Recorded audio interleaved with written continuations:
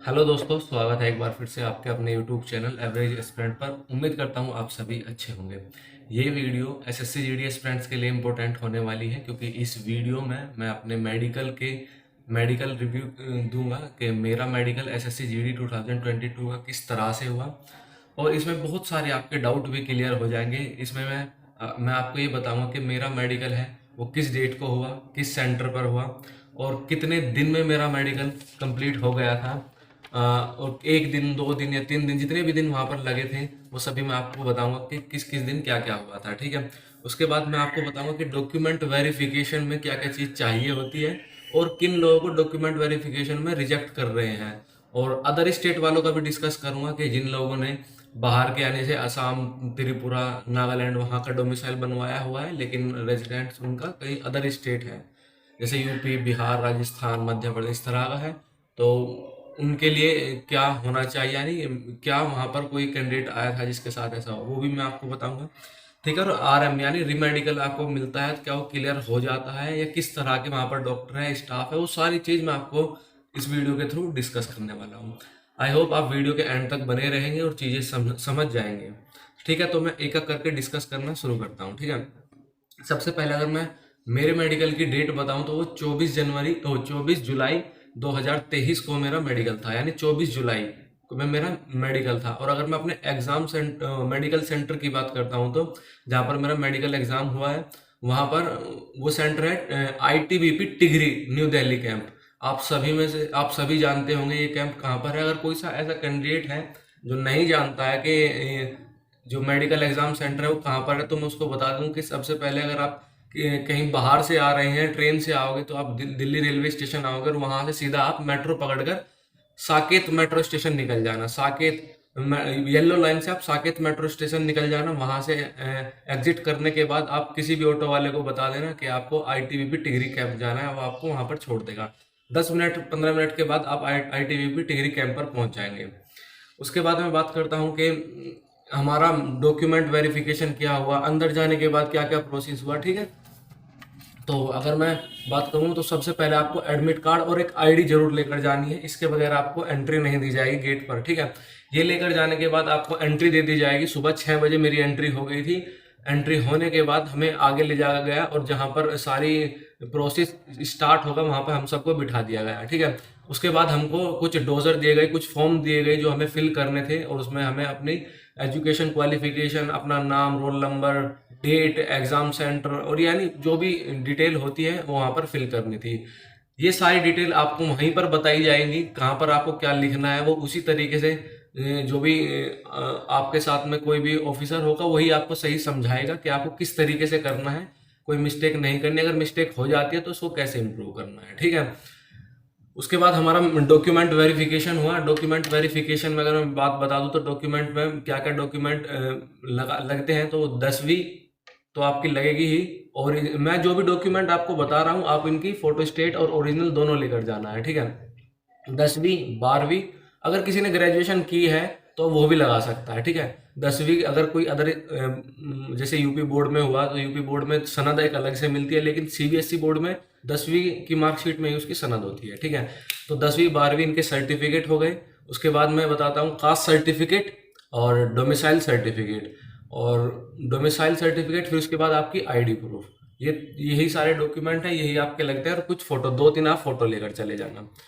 यही document verification में check होता है। और मैं बात करता हूँ अब डोमिसाइल सर्टिफिकेट की। एक ऐसा कैंडिडेट भी आया था जो असम का डोमिसाइल सर्टिफिकेट लेकर आया था, लेकिन वो असम का रहने वाला नहीं था, वो एक अदर स्टेट का रहने वाला था।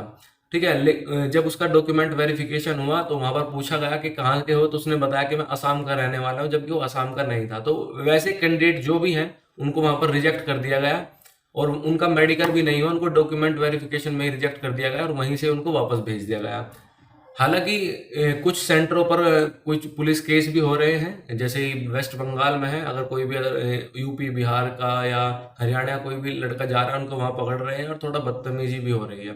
अगर आप में से भी कोई भी ऐसा कैंडिडेट है जिसके पास असम, त्रिपुरा या इधर का कोई अलग उसका वो है, और आप वहाँ के रेजिडेंट, वहाँ के रहने वाले नहीं है, तो आप मत जाइए डॉक्यूमेंट वेरिफिकेशन में, आपको वहीं पे रिजेक्ट करके भेज दिया जाएगा। ठीक है। उसके बाद जब हमारा डेढ़ दो तीन 2-3 बजे, 2-3 घंटे में हमारा डॉक्यूमेंट वेरिफिकेशन हो गया था। उसके बाद हमें मेडिकल के लिए ले जाएगा। मेडिकल में सबसे पहले हमारा क्या हुआ, हमारा ब्लड टेस्ट हुआ।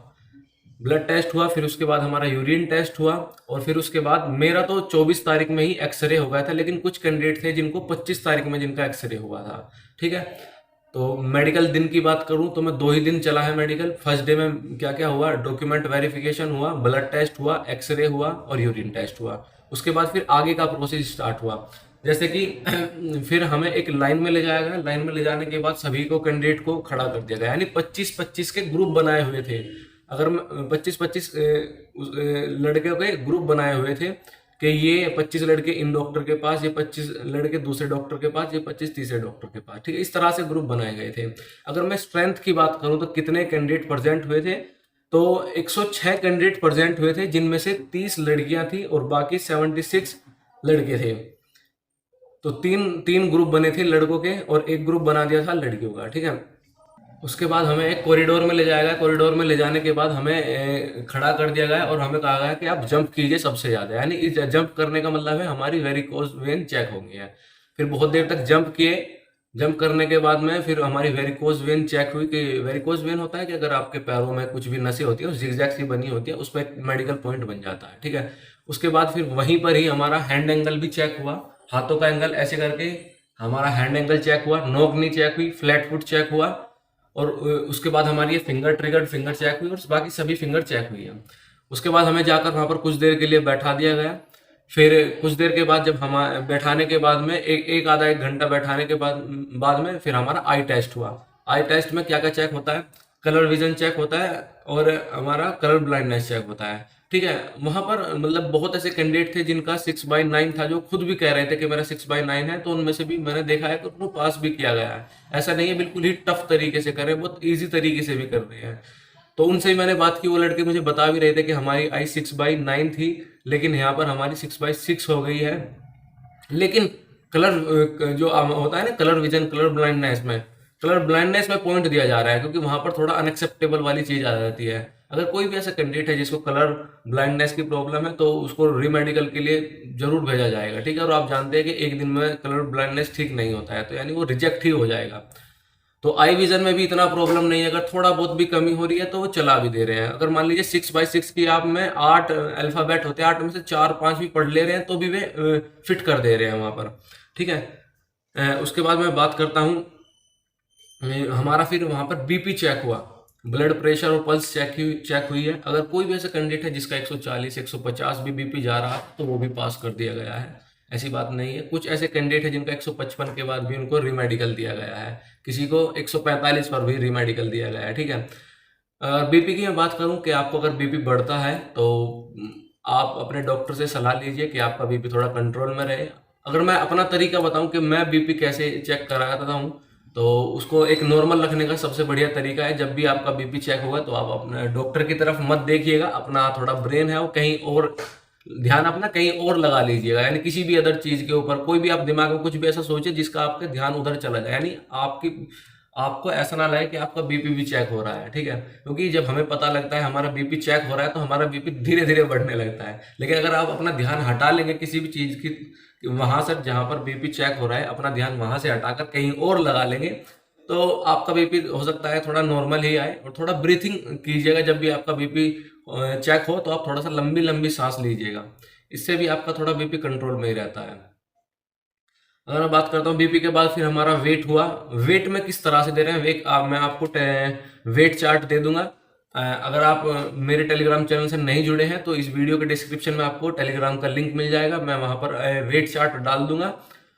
वो वेट चार्ट में आप देख लीजिए, अगर आप उसमें 5-7 किलो प्लस माइनस भी है तो भी आपका चल जाएगा। ऐसा नहीं है कि बिल्कुल ही चल जाएगा। मेरी हाइट 174 सेंटीमीटर है और मेरी हाइट पर 57 से लेकर 70 केजी तक वेट चाहिए, लेकिन मेरा 72 मेरा वेट है, लेकिन फिर भी फिट कर देता है, इतना भी ओवर वेट नहीं है मेरा। तो अगर एक ऐसा कैंडिडेट भी था जिसका 75 भी था, उसको भी फिट कर दिया गया है। ठीक है, लेकिन ऐसा नहीं हो कि आपका 10 या 12 किलो ज्यादा हो रहा है, तो फिर ओवर वेट आपको मिल ही जाएगा, +5 -5 चल जाता है वेट में। ठीक है, नेक्स्ट मैं बात करता हूँ, तो मैं नाक कैसे चेक होती है, डीएनएस चेक होता है, वो तो डॉक्टर ही जानते हैं किस तरीके से चेक होता है। हालांकि वो बात करते हुए ही पता लगा लेते हैं कुछ जगह पर, तो फिर भी नाक भी चेक होती है, कान भी चेक होते हैं। ऐसे होती है, मशीन होती है, उसके आंख में जाकर थोड़ा लाइट से चेक करते हैं कान के बारे में। फिर उसके बाद मेरे दांत चेक हुए, ये टीथ चेक हुआ, फिर उसके बाद गला भी चेक किया गया है, ठीक है। गला चेक करने का, फिर उसके बाद बॉडी पे कोई टैटू तो नहीं है, वो सभी चीज चेक की गई। अगर किसी की बॉडी पर टैटू भी था तो उसको मेडिकल पॉइंट बनाया गया है। जैसे हम में से बहुत सारे भाई हैं जो हाथ पर ओम बना लेते हैं या माँ लिख लेते हैं या कुछ भी ऐसा अपने नाम का अल्फाबेट लिख लेते हैं, तो वहां पर पॉइंट बन जाता है। कुछ ऐसे कैंडिडेट भी हैं जिनके हाथ पर टैटू था लेकिन उन्होंने रिमूव कर लिया था किसी थ्रू, फिर उनके हाथ पर वो टैटू नहीं दिखाई दे रहा था, लेकिन उनका निशान था, टैटू का निशान था, लेकिन वहां पर उनका कोई मेडिकल पॉइंट नहीं बनाया गया। अगर आप भी ऐसे हैं कि आपके हाथ पर टैटू है लेकिन आपने उसको मिटा लिया है, उसका निशान रह गया, तो आप बिल्कुल बेफिक्र रहिए। जब आपसे डॉक्टर पूछे तो बोल देना कि चोट लग गई थी, ठीक है, इस तरह से बोल देना। और अगर मैं बताऊं हाइट और चेस्ट के बारे में, तो हमारा मेडिकल में कोई भी हाइट चेस्ट नहीं हुआ है, लेकिन जो दूसरा ग्रुप था वो हमें बता रहा था कि उनकी हाइट और चेस्ट भी हुई है, ठीक है। लेकिन हमारी हाइट और चेस्ट नहीं हुई है क्योंकि ये सारी चीज हमारी मेजर कर ली गई थी फिजिकल के टाइम पे। अगर मैं बात करूं कि रीमेडिकल आपको कब कब मिलेगा, यानी कब कब आपका स्ट्रॉन्ग पॉइंट होगा, कब आपको रीमेडिकल मिलेगा। अगर आपकी आंख 6/6 है लेकिन अगर आप वहां पर बताते समय कॉन्फिडेंट नहीं है, तो भी आपको रीमेडिकल मिलने के पूरे पूरे चांसेस है। ऐसा हुआ भी है एक दो कैंडिडेट के साथ जिनकी आंखें 6/6 है, लेकिन जब उनसे पूछा गया, जब उनका आई टेस्ट हुआ, लेकिन वो थोड़ा नर्वस हो गए और जब वो लोग बोल नहीं पाए तो उनका एक मेडिकल में पॉइंट बना दिया गया आई पे। थोड़ा आई का बहुत ज्यादा ध्यान रखना है आपको। जैसे अभी आई फ्लू चला हुआ है, तो कोई भी ऐसा कैंडिडेट है जो वहां पर जाने के बाद किसी को आई फ्लू है तो उसके कांटेक्ट में ना जाए। आई फ्लू जो आपको फैलता है वो आपको कांटेक्ट टच होने से फैलता है। ऐसा नहीं है कि आप किसी की आंखों में देख रहे हैं तो आपको आई फ्लू फैल जाएगा। ऐसा होता तो आज सबको आई फ्लू हो गया होता, ठीक है। तो इस भ्रम में मत रहिए कि किसी की आंखों में देखने से आई फ्लू होता है। आई फ्लू होता है कि अगर किसी की आंखों में इरिटेशन, कोई प्रॉब्लम हो रही है, तो उसने अपना हाथ लगाया और वही हाथ आकर उसने आपसे हैंडशेक किया।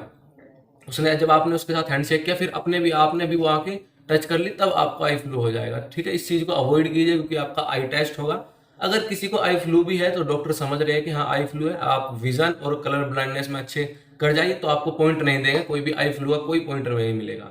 स्ट्रॉन्ग पॉइंट है आपका जो कलर विजन का सबसे ज्यादा है कि आपको कलर विजन है या नहीं है। अगर आपको कलर विजन है तो उसका एक स्ट्रॉन्ग पॉइंट बनता है, वहां पर आपका रिमेडिकल भी होगा, ठीक है। उसके बाद नोकनी का बहुत तगड़ा हो रहा है कि कुछ ऐसे कैंडिडेट हैं जो अब सही तरीके से, जैसे मेडिकल डॉक्टर बोल रहे हैं कि किस तरह से आपको दिखानी चाहिए, बहुत ज्यादा कोऑपरेटिव डॉक्टर है, वो जब बता रहे हैं आपको किस तरह से कर रहे हैं, लेकिन फिर भी कुछ कैंडिडेट ऐसे हैं जो नहीं कर पा रहे हैं उनकी सुनने के बाद भी, फिर वहां पर डॉक्टर उनको रिमेडिकल भी लिख दे रहा है। कुछ को तो लिख भी दिया है, थोड़ा इरिटेट होकर कि जिनको समझाया जा रहा है वो वैसे नहीं कर रहे हैं, तो उनको लिख भी दिया है रिमेडिकल, ठीक है।